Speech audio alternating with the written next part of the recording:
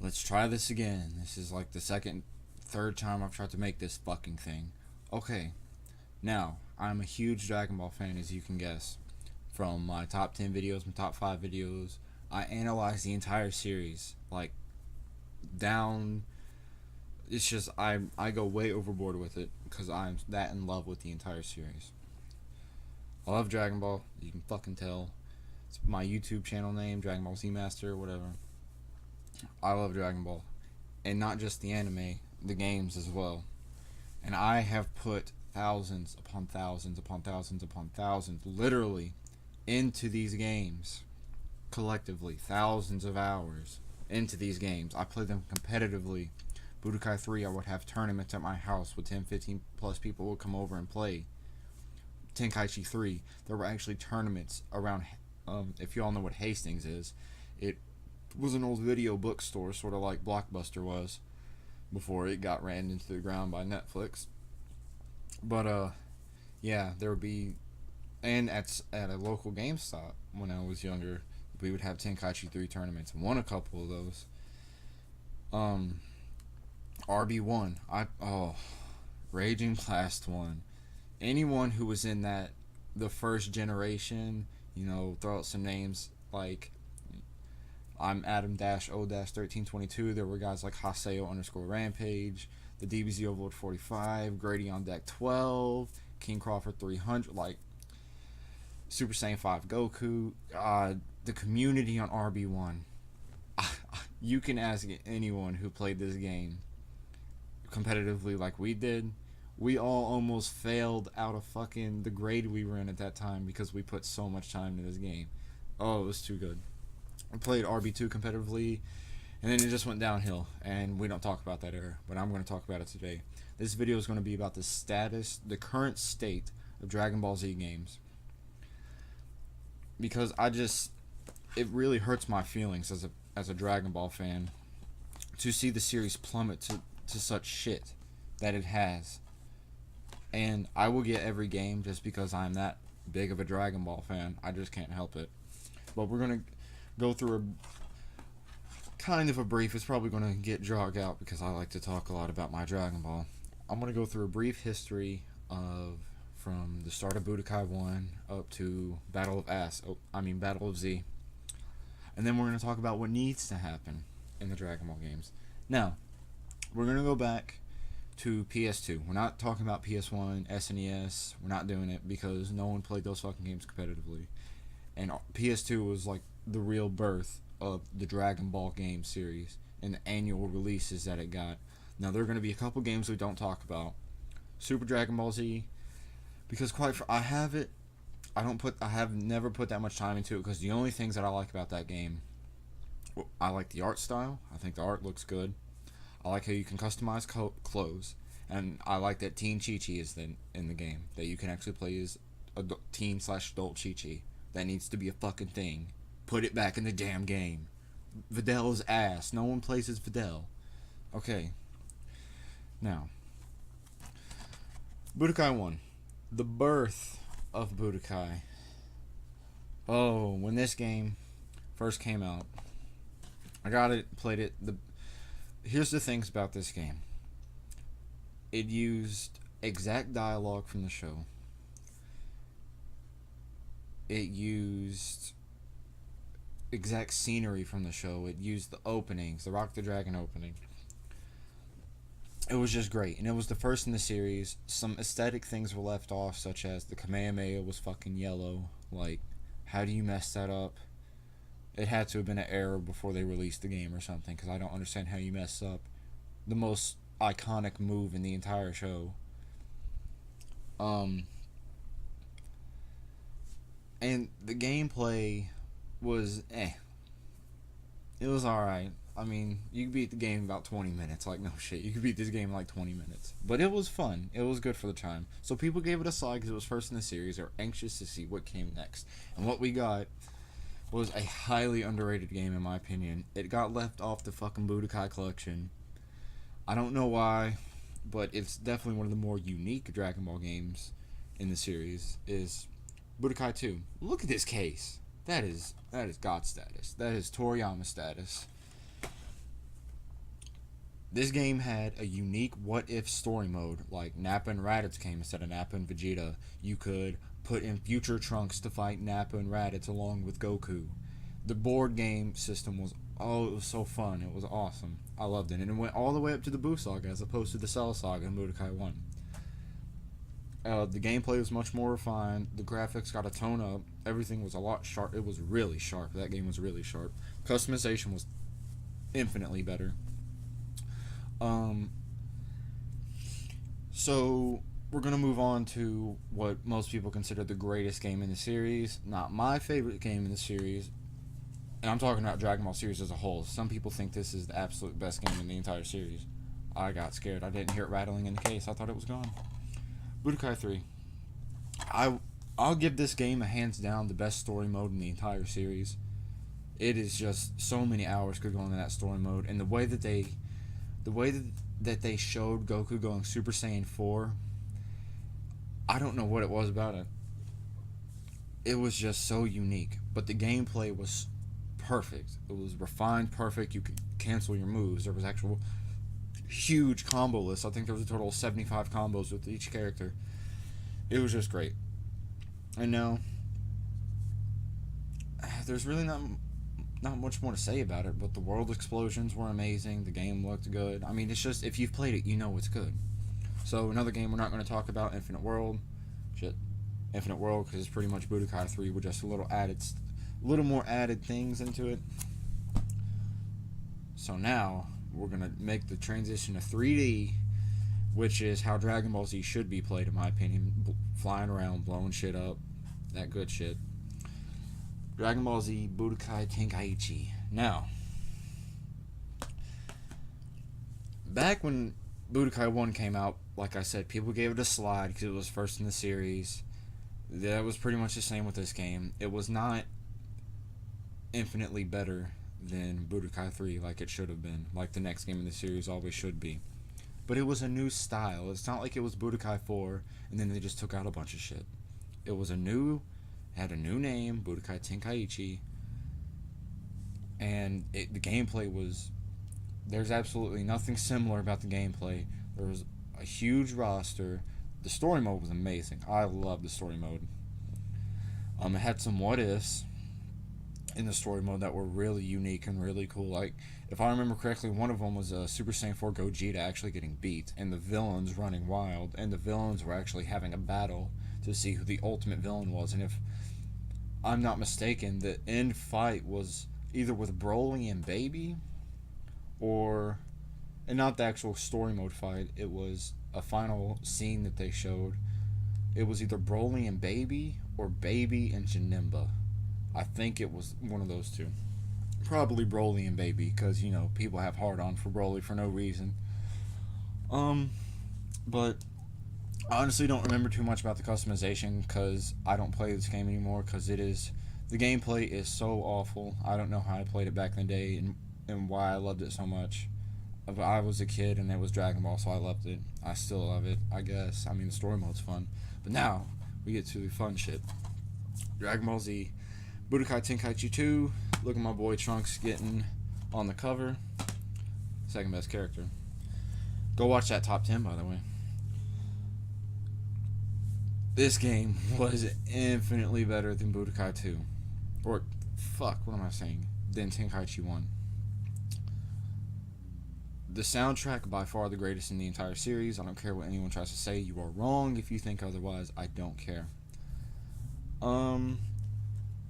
The gameplay was much more refined. The aesthetics were better. The game was sharper. The story mode is highly overrated, so I don't even want to talk about it. I mean, people are like, oh, it went back to the old Budokai 3 style. No, it didn't.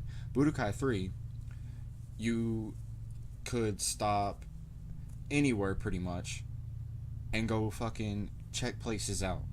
Like, there were hidden items, there were hidden battles, there was hidden everything in Budokai 3. Tenkaichi 2 is like, oh, you go talk to Hercule and he tells you about customization, or you go find Yamcha chilling out in the fucking glaciers and it's like, hey, I'll come help you, but I'm not a big use.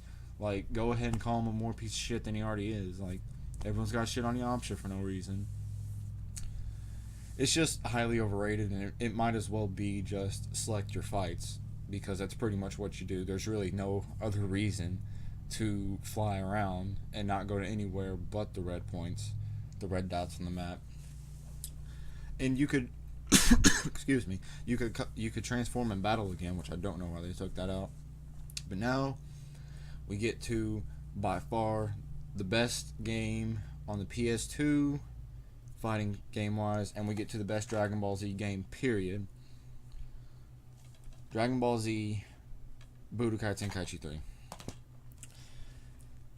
I mean, what else is there to say that this shit is on Toriyama status, also known as God status? Like, soundtrack amazing, looks amazing, sound effects amazing. Oh, this roster, they only missed a couple characters. They missed Teen Chi-Chi, they missed GT Vegeta, GT Trunks, and they missed some what ifs. There should have been some actual really good what ifs, like, you know, like, I mean, what if characters like Super Saiyan Pan, you know, give us Super Saiyan Pan, Toriyama, shit. You know, it's never going to happen, because I'm not even going to get in that whole thing about GT not being canon. I'm not going to do it. So, Tenkaichi 3, the only problem with Tenkaichi 2 is that it wasn't infinitely better than Budokai 3. Tenkaichi 3, however, is infinitely better. The story mode is so much better than Tenkaichi 2 was. It's still not as good as Budokai 3, but Tenkaichi 3 as a whole is better than Budokai 3. A much bigger whole than Budokai 3. Now, the story mode would be like, there would be 4 fights in the Saiyan Saga, and people are like, oh, we went from 20 to 4. Well, actually, we went from 20 to 20 into the 4, if you get what I mean. Like, for example, they had the R3 action commands now. So, instead of fighting Nappa 15 different times with Gohan versus Nappa, Gohan and Krillin versus Nappa, Gohan, Krillin Piccolo versus Nappa, Gohan, Krillin, Tien versus Nappa, so on and so forth, it would be Gohan would start, or Krillin would start, one of them, and then you would hit R3, someone else would tag in. Now, this saves so much more time instead of having to beat Nappa, go back, beat Nappa, go back. And the thing is that in Tenkaichi 3, you actually played as the villains in the story mode. Like, in older games, like with Krillin vs. Frieza, you would beat the shit out of Frieza with Krillin, and you would KO him. And then the story scene would play with Krillin getting a horn through his chest, or through his stomach. Like, no, in Tenkaichi 3, you actually played as Frieza, and you actually put your horn through Krillin's fucking stomach like it was supposed to happen. So that was much better. Customization was good. People don't like how it was much more selective, which made it more of a pure fighter, I guess. So Tenkaichi 3 is just by far the best game. I'm gonna play it after this is over. It's in my PS2 right now, and I'm anxious to play it, so we got to get this video done. Now, making the transition to PS3 360 with Budokai 1, or Burst Limit. I said Budokai 1 because it's pretty much Budokai 1 remake. We go back to only going up to the Cell Saga. The story is told beautifully. One of the best narrations in the entire series. They usually don't get Goku going Super Saiyan for the first time good, which is anyone who's seen the series can pretty much say that is by far the most defining moment in that entire series, because it completely changed the pace and probably of anime history. Super Saiyan is such an iconic transformation. The first Super Saiyan is, not to say Super Saiyan 2 and 3 aren't, but I'm not getting into that. Now, we went back down to the Budokai gameplay. Now, here's the problem with that.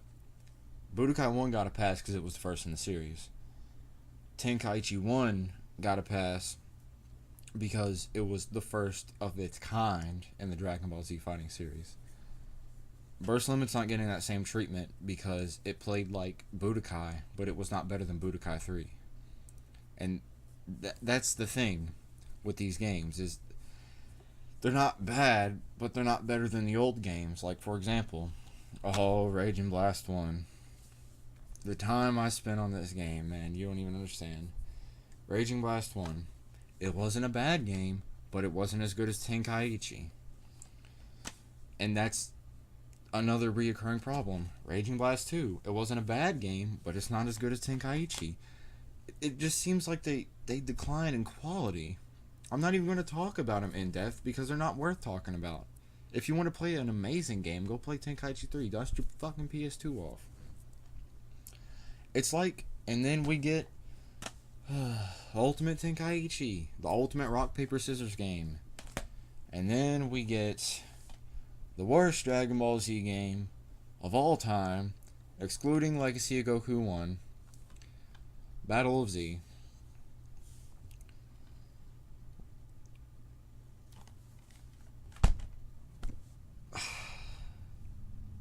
Just when you think it can't get any worse than Ultimate Tenkaichi, it does. That, it like literally depresses me to see what Dragon Ball games have come to, because it's like they're trying to play catch up with themselves. Like, you know what you need to do to make a good Dragon Ball Z game? Step 1. Go play Shin Budokai Another Road. The reason I say this is because if you want to make a Budokai style game, just rip this off because it's Budokai. And take notes from the fucking story. We know how Dragon Ball is. We know Goku fights Raditz, Nappa, Vegeta. And then he goes to Namek. And he fights the Ginyu Force and Frieza. Then he fights the androids. And he fights Cell. Then he fights Boo and Vegeta. And we know. We fucking seen it. Put that story mode in. But do it like in Tenkaichi 3 where you don't gotta fight 500 Nappas. Break it down. And then you know what you do? You make an alternate story. Like, maybe you could have Goku turn evil or something. Or maybe you could have a what if Super Saiyan 3 Vegeta that was told better than in this. Or what if Super Saiyan 3 Broly that was told better than this. Make the gameplay like Tenkaichi 3, but make an RB1, make it like an RB1 where each character has 4 different smash attacks. Put in the roster of Tenkaichi 3 and just add in those couple characters I mentioned. Team Chi-Chi and fucking GT Vegeta, GT Trunks, Super Saiyan Pan. Add in all these what if characters. And then sell it. Don't give us this shit about tag team garbage. Don't give us this shit about fucking... And don't put that fucking name in there if it's not going to play like this. Hell, fucking Tenkaichi 1 played better than that. And Tenkaichi 1 is unplayable. I don't understand what their big grudge is about going, like... No one's going to fucking blame you if you go back and make a Budokai 4. Or a Tenkaichi 4. Or Shin Budokai Another Road 2. Or just something along the lines. Xenoverse is coming out and it's being made by Dims. The same company who brought us the Budokai games.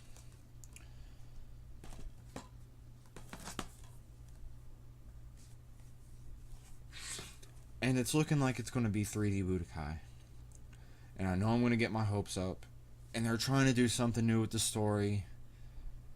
And it seems like they're taking all the ideas I just gave and they're just stripping them down to the bare bones and just giving us this half-assed these new half-assed characters. They're going to give us this half-assed story that no one cares about, and they're going to give us this half-assed gameplay that people are going to play for about a week, and then you know what's going to happen? The annual Pokemon game is going to come out, or the annual something's going to come out, and people are going to forget about this shit. So right now, I'm declaring that the status of Dragon Ball Z games, unless Xenoverse surprises us, they're like Dragon Ball Z games as of now are dead. I mean, that's just it. No one's playing Battle Z. The fact that I have to fucking still go back to the PS2, because this game came out in 2007, correct? The fact that in 7 years they haven't figured out to top something they did on the fucking PS2 is just sad. That is just sad beyond belief. So before I have a fucking heart attack from how much anger I have at these damn game developers, I'm going to end it off. So please share the video, tell your other Dragon Ball friends about it, and until next time, I'll see you guys later.